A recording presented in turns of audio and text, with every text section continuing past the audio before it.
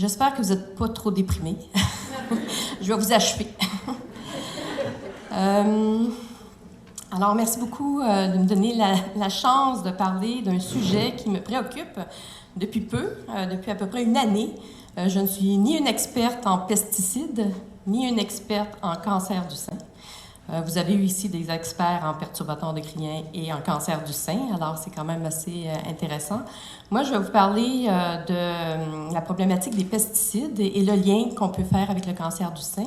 Parler de ça, c'est que depuis une année à peu près, on est en train de développer un groupe de recherche sur pesticides, éco-santé, politique et alternative, et puis en travaillant avec des gens qui sont des gens qui travaillent dans le milieu agricole, des chercheurs, des gens qui sont dans le milieu, on se rend compte que c'est un peu une... je vais avancer mon...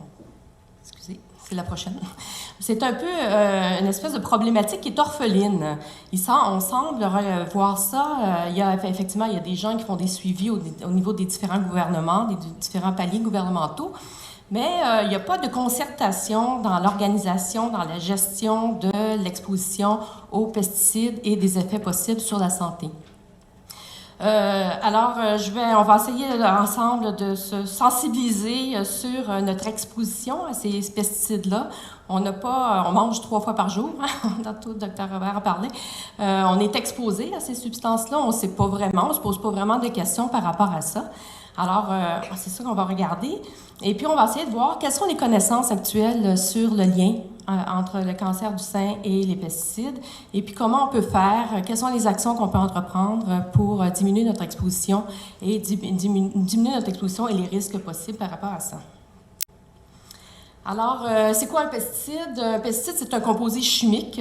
Il peut y avoir des pesticides qui sont biologiques, mais on va parler des pesticides chimiques qui sont dotés de propriétés toxiques. Alors, on parle de pesticides, alors qui tuent. Alors, on sait, il n'y a pas de cachette, hein, c'est pas comme avec les perturbateurs endocriniens. On sait que ça tue. C'est utilisé pour lutter contre des organismes qui sont considérés comme étant indésirables ou nuisibles. Alors, il y a toute une panoplie de pesticides. Hein. On a juste à penser aux insecticides qui vont tuer les insectes, autant dans les champs que dans nos maisons. Hein. Il y a quand même une forte utilisation de pesticides dans les maisons. Il y a les herbicides qui vont tuer les plantes.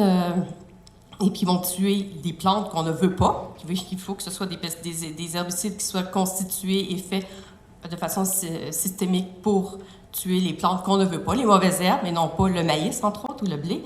Il y a des fongicides pour le contrôle des champignons, les rodonticides, évidemment, pour la vermine, etc.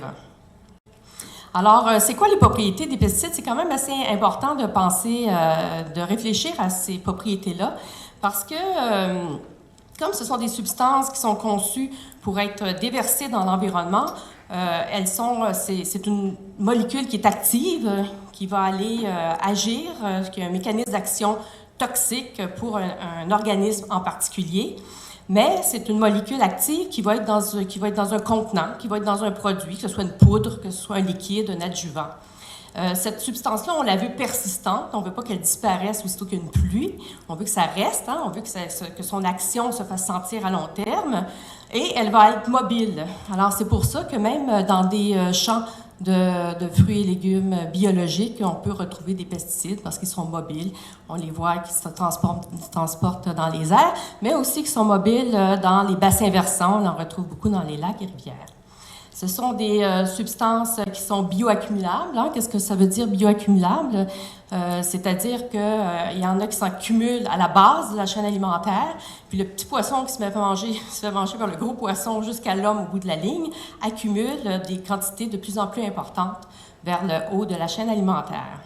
Et puis, comme le montraient aussi mes collègues tantôt, ce sont des perturbateurs endocriniens. Plusieurs des pesticides ont des effets de perturbateurs endocriniens.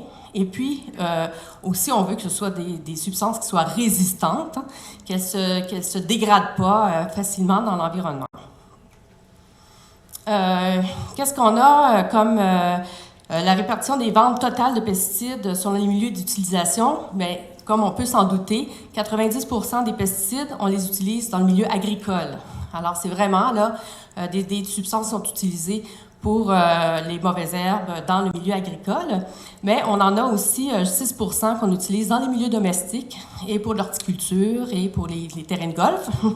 Et puis, une partie aussi dans les entreprises, les industries, la lutte contre certains insectes, la lutte contre les insectes piqueurs et puis en foresterie.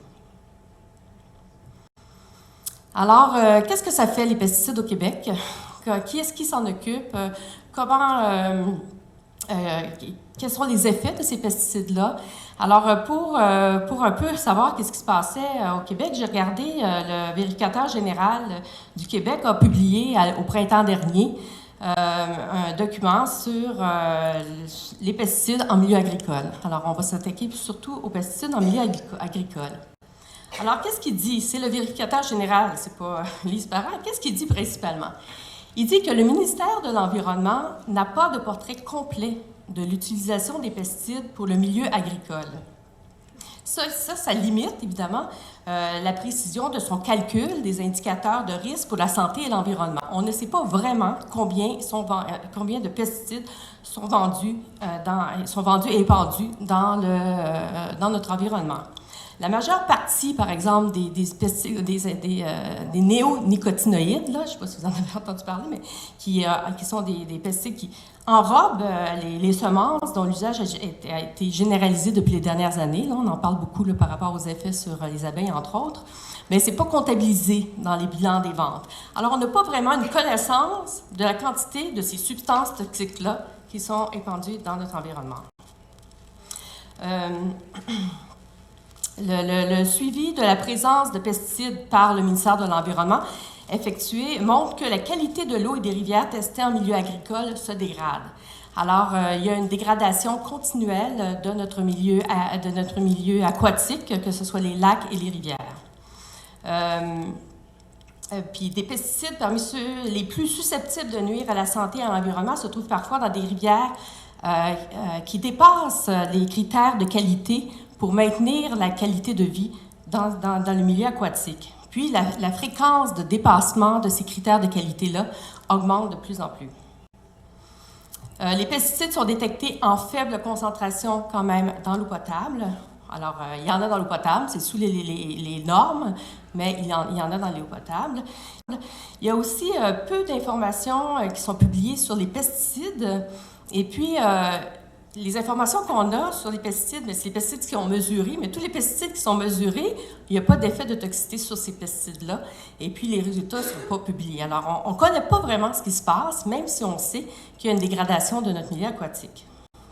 Et puis, un indicateur qui est important, l'indicateur de la biodiversité, tantôt le Dr Robert parlait des menées dans le fleuve Saint-Laurent. J'étais contente d'ailleurs, en tant qu'écotoxicologue, qui fasse des références au milieu naturel. Alors, au niveau de la biodiversité, on dit que les indicateurs sont précaires ou mauvais dans plusieurs rivières. Alors, les actions qui ont été prises jusqu'à maintenant ne semblent pas avoir amélioré la situation. Alors, c'est toujours le vérificateur général sur les pesticides qui dit ça. Qu'est-ce qu'il dit aussi? Il dit que le suivi de la présence de pesticides dans les aliments, que c'est fait par le MAPAC, le ministère de l'Agriculture du Québec, qui permet de statuer sur le niveau de risque pour la santé, est fait seulement par rapport aux aliments et aux pesticides testés. Encore la même chose, il y a plein de pesticides qui sont dans notre environnement qu'on ne connaît pas, qui ne sont pas mesurés. Alors, les évaluations de risque ne sont pas faites.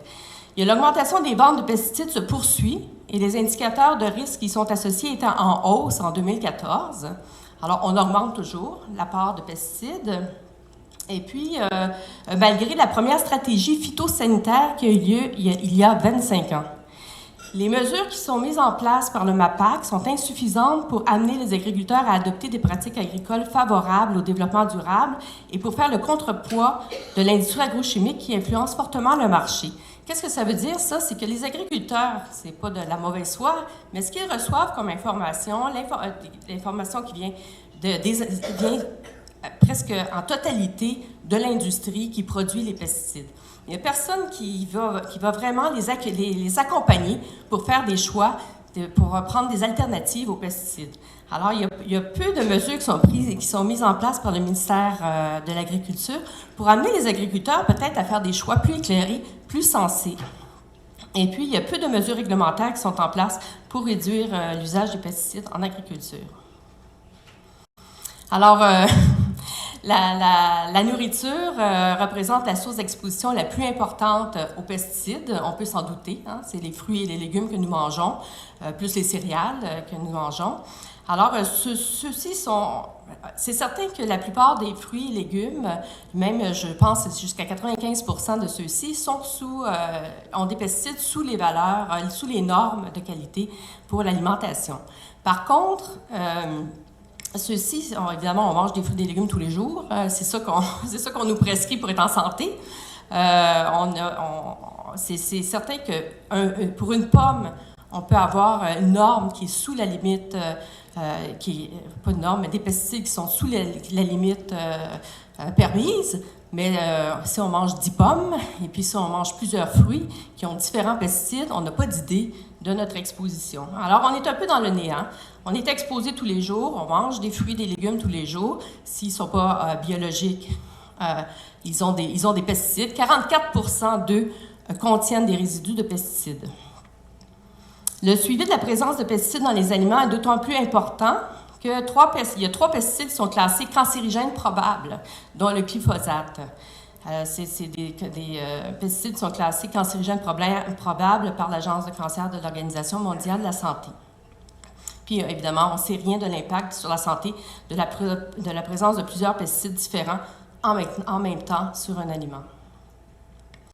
Alors, pour parler du lien entre le cancer du sein et les pesticides, j'avais quelques statistiques, mais je pense qu'Isabelle vous en a quand même pas mal parlé.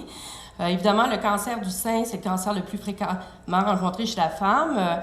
Ici, j'ai des statistiques de Cancer du sein Canada 2015, où est-ce qu'il y a 25 000 nouveaux cancers par année.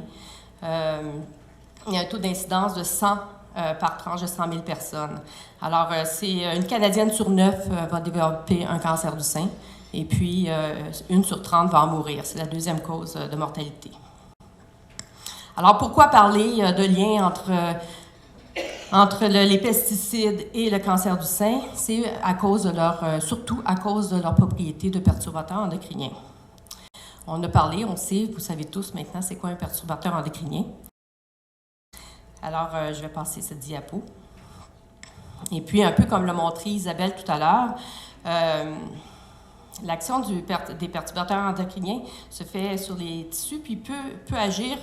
Moi, je le fais de façon très, très vulgarisée, là. Isabelle, tu pourras me dire si c'est correctement dit. Ça augmente la sensibilité des cellules du sein à l'initiation de cancer dû à d'autres substances. Et puis, ça agit au niveau de la promotion et de la progression pour le développement des tumeurs. Puis, comme le disait si bien Isabelle tout à l'heure, c'est que le sein, c'est un organe sur toute la vie et de façon périodique est soumis à des influences hormonales normales, endogènes de notre corps. Alors, c'est à peu près normal que de penser que des perturbateurs endocriniens qui sont compris dans les pesticides puissent venir agir à différentes phases. Alors, c'est pas comme si on ne le savait pas, là, tu sais. Il y a Rachel Carson, en 1962, en publiant son livre « Silent Spring », qui disait que les pesticides sont responsables de graves problèmes de santé chez les animaux, puis que les humains étaient aussi vulnérables. Alors, c'est quand même 62, ça fait 55 ans, là, 54 ans là, que ça a été dit, ça a été discuté. Il y a tout le monde a lu ça. C'est un livre quand même qui a été à la base de plein de changements écologiques. Alors, c'est pas comme si on ne le savait pas. Mais comment ça se fait qu'on est comme... on se pose pas plus de questions. On sait qu'il y a énormément de gens qui font des recherches, on a vu tout à l'heure, des recherches sur des perturbateurs endocriniens, sur les pesticides et le cancer, et puis qu'il n'y a rien qui se passe. Alors, les études qui se font, évidemment, ça se fait à différents niveaux, là. Il y a des études qui se font in vitro, on a parlé tantôt avec le Dr Robert sur des lignées cellulaires, avec Isabelle aussi, des études in vivo avec des rongeurs, on a vu des exemples tantôt, et puis des études épidémiologiques. Alors, pour ce qui est du cancer, les effets du pesticide, de différents pesticides sur le cancer du sein dans des études de laboratoire. En général, il y a beaucoup d'études qui montrent qu'il y a des effets de ces pesticides sur le développement du cancer à différents niveaux, de façon directe ou indirecte, sur le cancer du sein. C'est au niveau épidémiologique que là, on trouve, c'est un peu plus difficile de faire des démonstrations de relations de cause à effet. La prochaine diapo. Alors, je vais monter différents tableaux là, sur l'effet sur des recherches qui ont été faites dans les 5 dernières années sur différents pesticides, avec des effets, des mesures qui avaient été faites in vivo, in vitro, puis des études épidémiologiques. Et puis, on voit qu'il y a des effets directs, des effets indirects.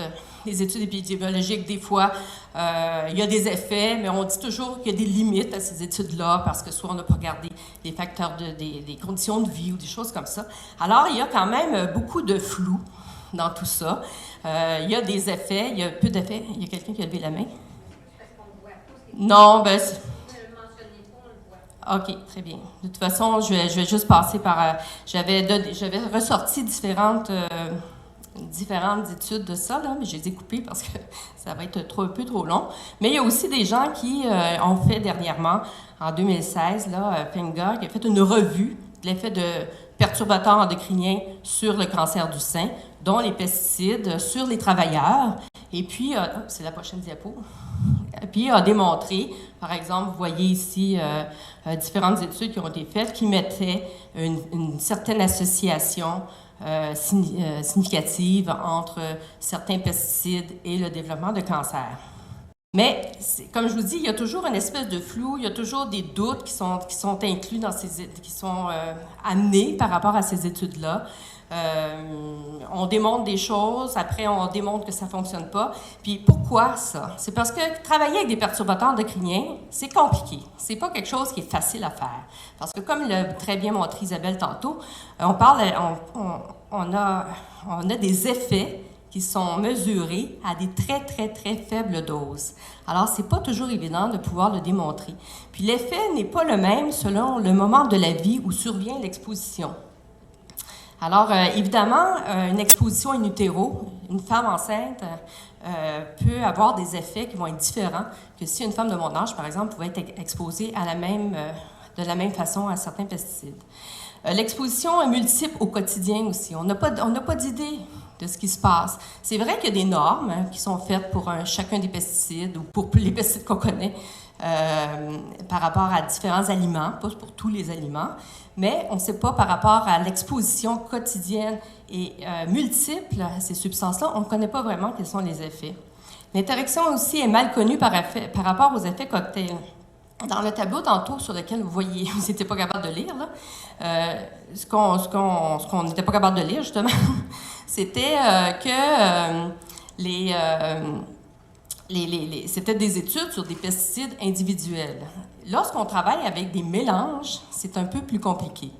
Mais on trouve quand même des effets, mais c'est très rare qu'on peut avoir des études à long terme ou des études qui se font sur des mélanges de pesticides, alors que c'est à ça qu'on est exposé. C'est difficile de faire le lien. Puis, les effets ne sont pas visibles immédiatement. Hein. Il peut y avoir des effets transgénérationnels, alors c'est pas évident.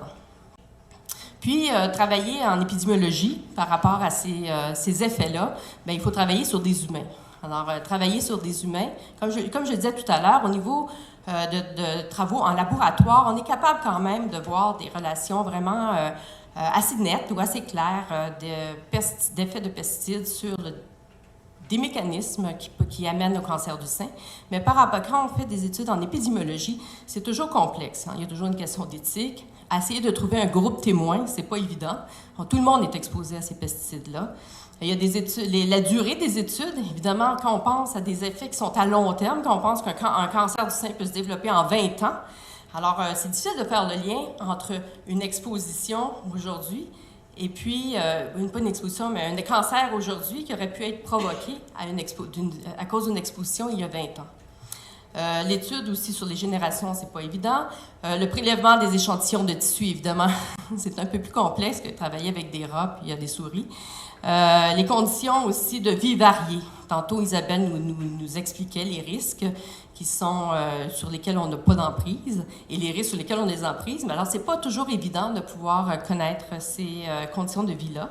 Et puis, l'interférence avec d'autres substances qu'on ne connaît pas nécessairement. Alors, qu'est-ce qu'on fait maintenant qu'on sait qu'on est exposé tous les jours, que nos rivières et nos lacs se dégradent, que la biodiversité, les poissons disparaissent? Alors, de façon individuelle, c'est un petit peu, je trouve, un petit peu indu de dire, de faire ces propositions-là. Évidemment, on dit de manger bio, hein, si on est capable, puis on est capable de se payer de la nourriture bio, mais c'est peut-être préférable. De laver ses fruits et légumes, mais malgré ça, malgré le lavage de nos fruits et légumes, il peut rester, parce qu'il y a quand même plusieurs pesticides qui sont utilisés pour intégrer le fruit ou les légumes, varier son alimentation, puis trouver des substituts pour les pesticides domestiques. Ça, j'haïs ça, expliquer ça par rapport à des choix individuels, parce que je trouve que ça n'a aucun bon sens. C'est pour ça que je vous amène à des propositions qui ont été faites par l'Association canadienne des médecins en environnement, qui, eux, ont fait des propositions pour regarder dans son ensemble la problématique des pesticides. Alors, qu'est-ce qu'il dit? Qu'est-ce que dit l'association? Dit dans un premier temps, il faut éliminer l'usage routinier des pesticides. Alors, c'est une façon normale de faire. D'après ce que je comprends en travaillant avec les agronomes, actuellement, dans la façon de faire travailler la terre au Québec, c'est tout à fait normal que de travailler avec des pesticides. C'est comme ça qu'on commence la terre. Et puis, on me dit aussi que les jeunes qui ont les moyens de s'acheter une nouvelle terre, ils seront les gens qui ont le plus peur de changer ou de prendre des risques pour peut-être laisser tomber les pesticides, parce que les assurances sont tellement élevées, ça coûte tellement cher d'avoir des assurances, que c'est difficile de faire changer, puis ils n'ont pas nécessairement de modèle par rapport à ça. Il faut augmenter aussi le financement et le soutien technique aux alternatives et aux méthodes de contrôle des pestes non toxiques. Alors, qu'est-ce que ça veut dire? C'est qu'il existe actuellement, il y a des projets pilotes, mais il y a aussi des grandes terres qui commencent à faire de la culture biologique et en modifiant plutôt, au lieu de travailler au niveau des pesticides, tout ça, on modifie les appareils les tracteurs, hein, pour faire le travail de terre, et puis on arrive avec des rendements supérieurs que les terres qui utilisent des pesticides. Alors, je pense que ça va changer, mais il faut vraiment le pousser là, pour que ce changement-là se fasse. On parle aussi d'encourager l'expansion rapide de pratiques de culture biologique, évidemment, puis de bannir l'usage des pesticides pour des raisons esthétiques dans les pelouses et les jardins. Ça se fait déjà de plus en plus dans plusieurs municipalités. De bannir l'ensemble des pesticides de synthèse, sauf pour des usages critiques, alors en priorisant les pesticides à plus haut risque. Alors, ces pesticides-là, on devrait essayer de ne plus les utiliser. Inscrire le nom de tous les co-formulants dans la liste des ingrédients des pesticides. Actuellement, on ne sait pas qu'est-ce qu'il y a dans chacun des pesticides. On connaît la molécule active, mais on ne connaît pas nécessairement l'adjuvant ou la substance dans laquelle il baigne. Et l'établissement d'un bureau indépendant pour enregistrer les effets prouvés ou suspectés des pesticides, parce que, comme je le disais tout à l'heure, c'est quand même dans le flou. Et puis, le respect des principes de précaution, pollueur-payeur, etc. Alors, dans le doute, s'abstenir. Alors, pour conclure, oui. Alors, comme je vous le disais, le lien de causalité est quand même difficile à mettre en place. C'est difficile de se prononcer, mais il existe des évidences quand même au niveau des laboratoires par rapport au lien entre pesticides et cancer du sein. Les études sont souvent limitées. Certains pesticides montrent une forte capacité de perturber le système endocrinien. Alors, un risque existe. Il faudrait peut-être penser à appliquer le principe de précaution. Et puis, évidemment, apporter une attention particulière pour les fœtus, les bébés, les jeunes femmes, les femmes enceintes, etc. Alors, ce sont des périodes de vulnérabilité à l'exposition à ces substances-là. Alors, il faudrait faire plus attention. Alors, juste pour terminer, je suis désolée. Oui, ça va? OK, juste pour terminer, il y a des gens qui commencent à s'indigner fortement. Je pense que tu peux tourner. Par exemple, André Cicolella, qui vient de publier un ouvrage qui s'appelle « Cancer du sein, en finir avec l'épidémie », alors qui qui observe en France, entre autres en Europe, mais surtout en France, des augmentations de cancer du sein incroyables reliées avec l'usage des pesticides. Et puis, il y a aussi Dr Bellepomme qui va venir au Québec la semaine prochaine. Je ne sais pas si vous allez être là le 3 novembre au soir. Il va donner une conférence publique au Cœur des sciences à l'UQAM. Il restait 40 places ce matin. Si ça vous tente de réserver votre place. Alors, qui va faire une conférence sur son livre là, qui s'appelle « Comment naissent les maladies ». Alors, c'est un médecin, un oncologue, qui explique comment, lui, dans son cheminement, puis dans ses recherches et dans sa consultation, il voit des liens entre les maladies chroniques et les perturbateurs endocriniens, dont les pesticides. Alors, j'ai oublié de dire, j'ai utilisé quelques diapos d'une étudiante qui est maintenant doctorat de Louise Hénaud-Étier. Et puis, il y a une étudiante qui avait travaillé sur la recherche sur le cancer du sein et pesticides, Imane Belkami. Alors, je la remercie. Et je remercie aussi les membres du CREPA, notre nouveau collectif de recherche éco-santé sur les pesticides, les politiques et les alternatives. Merci.